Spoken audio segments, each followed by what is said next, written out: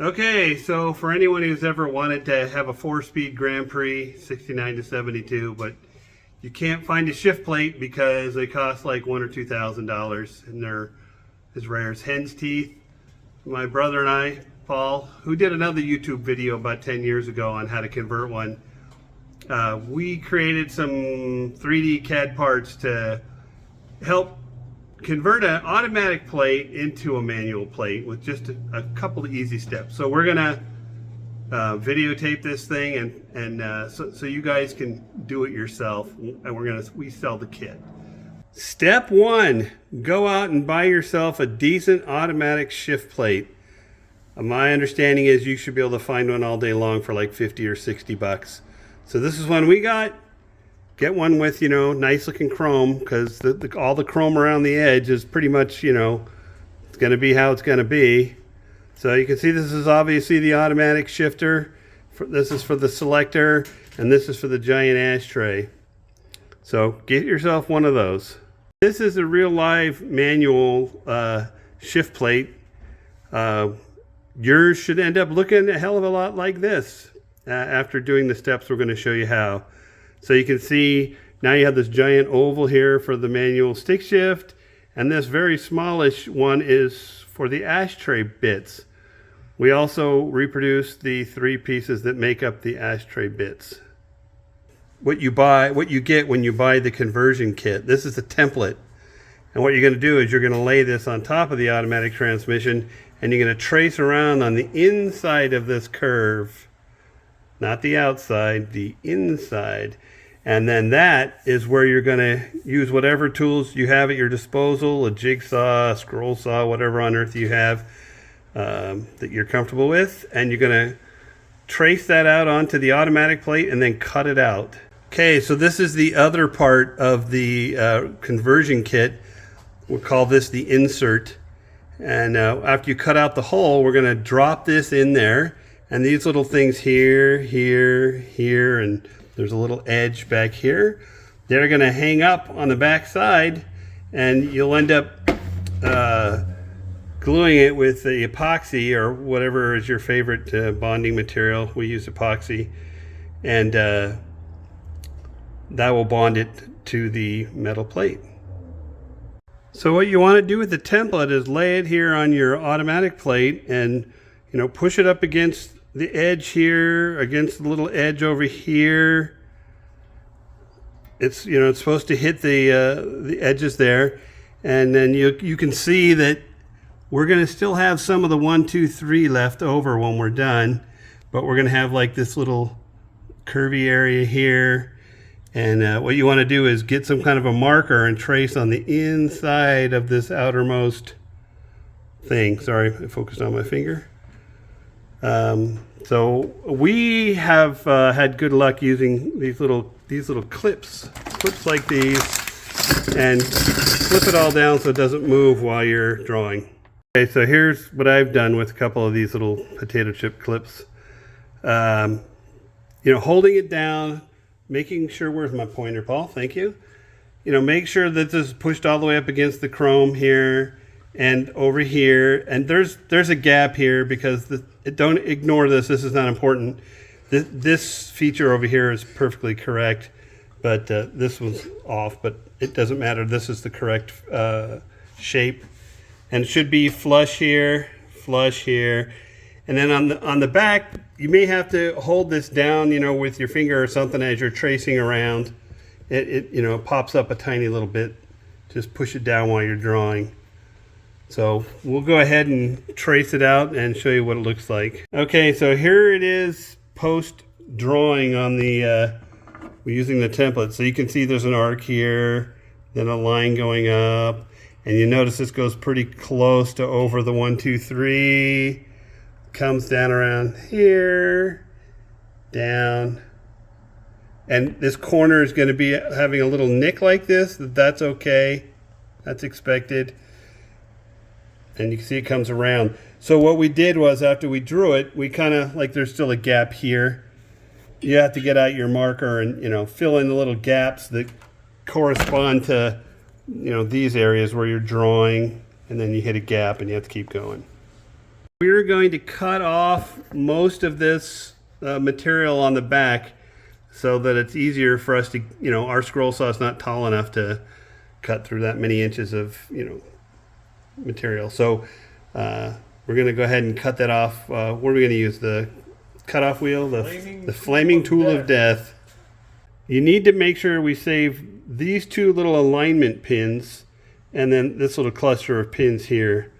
You can leave that one. You can leave all of them, any of them, but this one, this one, this one, this one, and this guy down here, they're all gonna not be used. So it's okay that when you're cutting, if you go the way we're doing it, where we're cutting this piece off, it's okay to also lose those pins. Some of them will actually disappear as part of cutting out all this whole thing. But I guess what I'm saying is, if you use a cutoff tool, flaming tool of death, to whack this down to size, it's okay to hit these pins. They're not. Just make sure you leave this big one too, because that's a mounting one.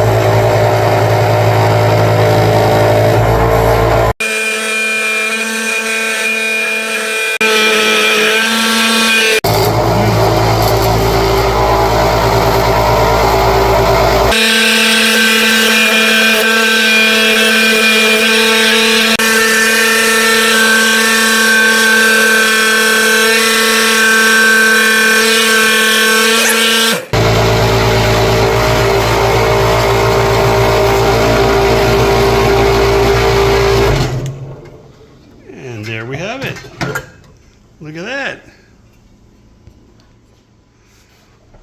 Only a little bit. So that's the part you want to remove. There's still going to be some sanding and filing to come. Okay, so here is the automatic plate with its guts cut out. Once you cut it, you're still going to have to fine tune it. Like we have to cut everything on this side of this little chrome strip has to be cut off or ground off all the way down here. So you'll have to finesse it in. You can see the right here is the corner that was protruding out for the ashtray. So obviously that'll get filled in with epoxy.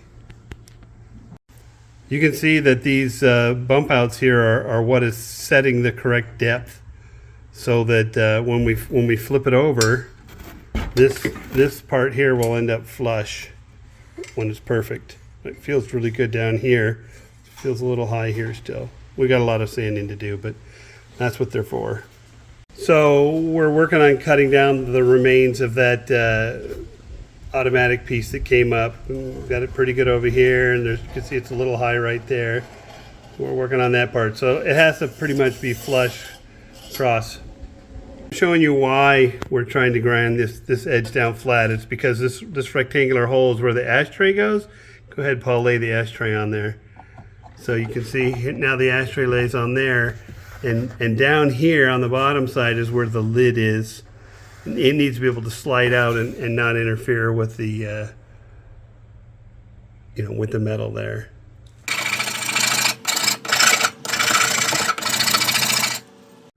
Once you get the hole roughed out, you can lay the template back on and see where you still need to cut. So we're using our marker again, and you know, we need to get rid of all this black material on the outside of the orange, or I should say the inside. So over here too. Mm-hmm. So that's getting pretty close there. A little bit in there. So that's what we're doing now.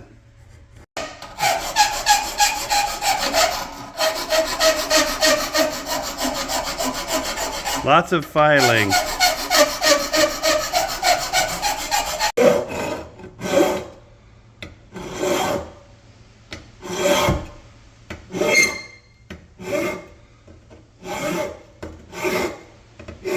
Paul here is going to explain one of the finer points of what you need to do here. So there's a transition from this wall down to the floor, or the flat part of the plate. You do not want to get rid of this. You need to have a little bit there. And that goes for, you know, all the way down. It gets a little thin down here, and then obviously starts spreading out again. But just make sure there's a little bit of floor left. We've been filing away here, and now we've got this end in, and if you run your finger on it, it's flush because the thickness of the material was set to be just so. And it's pretty good, and it's okay to have little gaps. And so now we're kind of down to the large oval part, trying to fit it in. It doesn't need to be, you know, laser perfect, but, you know, smallish gaps is fine. Yeah. Our master craftsman would like to say a few words. Paul, educate us. Here we go. So when you're doing this, I would highly recommend starting in this corner and paying most attention to getting this square here, and then work on this back stretch, because this is the diciest part. You want to try to get this, as we mentioned before, correct as possible. Leave that little tiny lip. If you start over here, then you don't know what you're going to end up with on this side. Right? So start with this corner and then finesse the rest of it, because you got a lot more space to deal with. Be sure to, you know, after you sand file for a while, use the template. Actually, I can see a little bit down at the bottom there. It still needs going. Look for, you know, where it's protruding. Like, see, we can see it there in the corner. It's not quite filed enough. It can be difficult to know, like, why is it not fitting it? Do I need to file on this side or that side? The template's a better way to go than guessing. Turns out that underneath one of our leveling posts, there's a little piece of metal that we're going to have to file off. Yeah, just got to file that flat. This is the little thing that we filed pretty close to flat. It's all but flat. We're just gonna sand it a little bit. Okay, that's better. There's probably like a thou left. We'll redesign the insert to move around that, so you don't have to do that part. It's fitting flush now. This edge where the 1, 2, 3 used to be has got like no support behind it, so it can't be. Make sure it's not bowed at all after you're filing. So it's sitting in here, nice and flush all the way around, and it's okay to have little air gaps. It's all going to get filled in with epoxy and you know, a little bit of body work on that. Here it is from the top, looking pretty good. You're still going to see the, you know, a little bit of the 1, 2, 3 on the automatic shifter, but that'll get filled in with Bondo or whatever later. But this height is going to be all smooth. So what we'll do is you end up using epoxy around on the backside to hold it all in. This is the brand of paint remover we used. Worked out great. This is how it looks after 2 coats of paint stripper. There's still some on there, and you can see there's some problems, some pitting and stuff. I mean, if you were really wanted to perfection, you know, this would be your chance to have it re-chromed if yours isn't perfect. But really, the only thing that's ever going to show is this outer rim. Everything else will be painted black. You'll want to beautify your plate as best you can before gluing in the insert. This way you don't have to worry about damaging the insert. So whatever you're going to do to it, Now. do it now. One of the things we need to do is in this area where the 1, 2, 3 for the automatic used to be, you can see it's slightly raised. So we have to grind or file, you know, you can see the step up right here, right in that area. You got to grind that down flatter. So in order to attempt to get the glue to hold on better, there's actually a chamfer along this edge here and along here too. And we have this little lip on this side that actually helps hold the thing in place. So in order to complement this chamfer along these sides, we want to file a bevel onto the metal part of the plate too, so that the glue will end up sitting in a little V trough. Just cutting a 45 in here. I'm the clamp.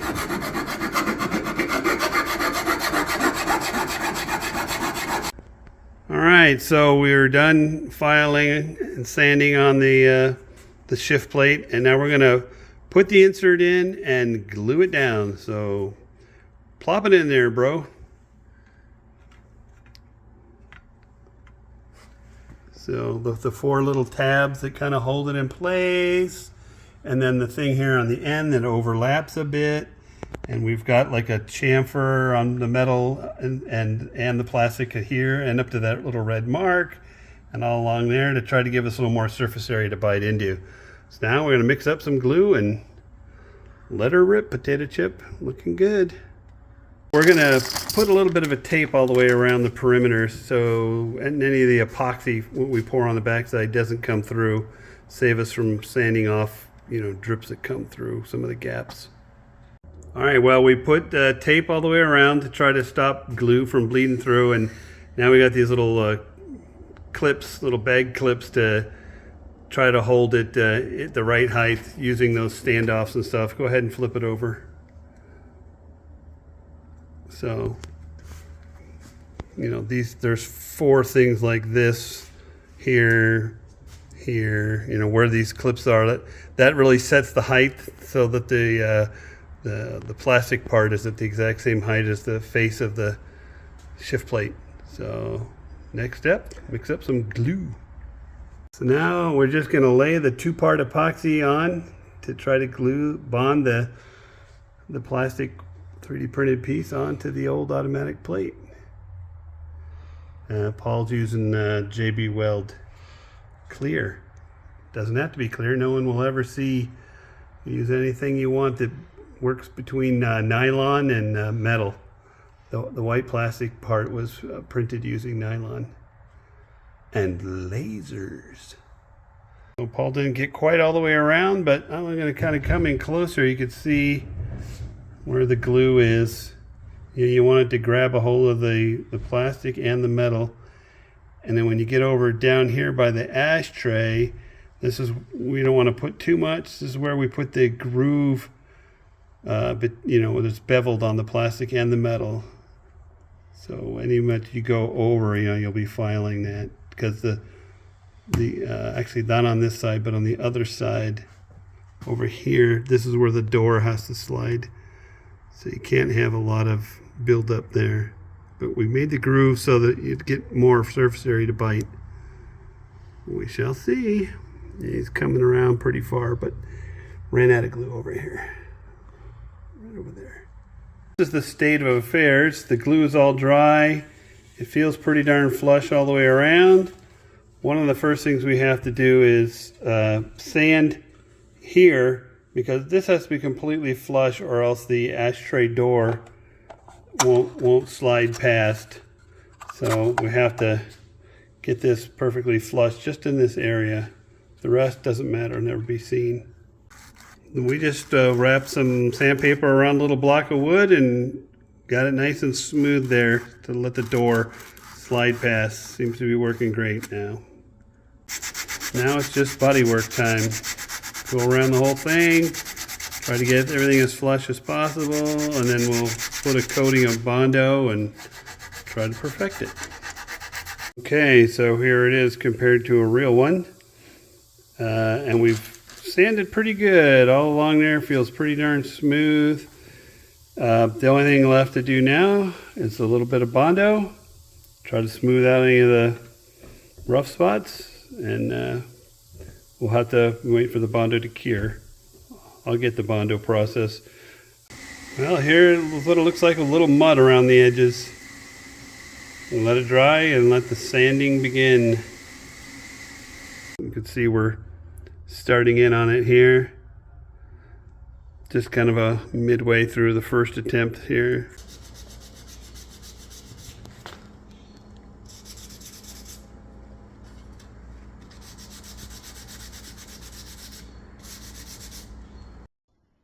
Here's what it looks like after a bit of sanding. You can see we also filled in where there was some pitting. We need to glue in this number 6 hardware. We found that sometimes the head of the screw is actually a little bit off from the standard size, so we kind of had to file on a little bit.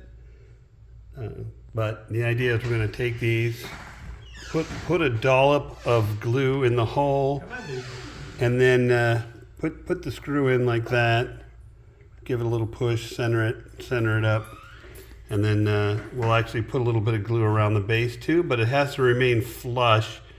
If you have glue rising up above this white surface, the ashtray won't sit properly.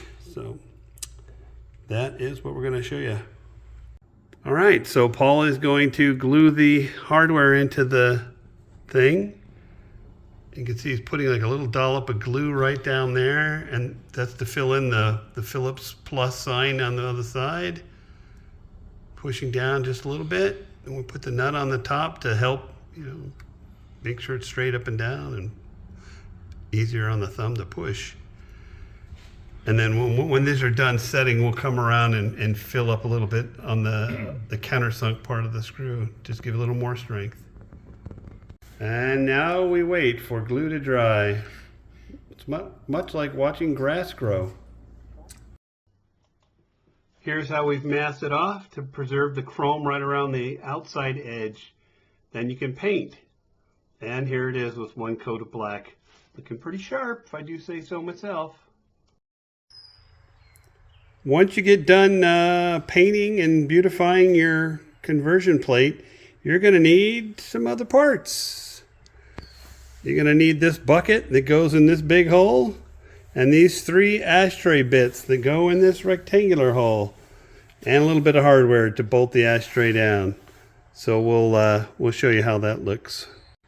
All right, in order to put the lid onto the support piece, this is the lid, make sure these little tangs are pointing towards the support piece, and this is the little tongue that goes into these 2 little depressions here and here.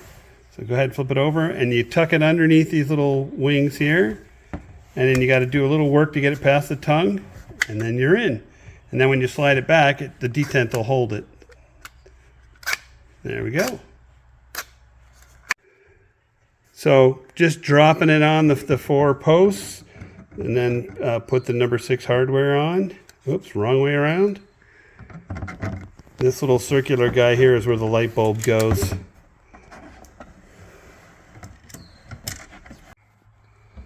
And just torque these down, but don't go nuts, because the studs are just epoxied into the nylon. And here we are, all torqued down, and Mr. Paco will now turn it over.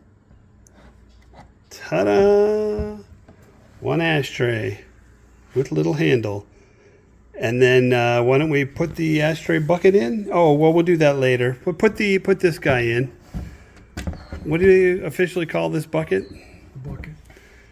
So this slides in. I call it the trash can. And then you got to slide the bucket in. Start with the bottom. Get the bottom one first. And then push on the back.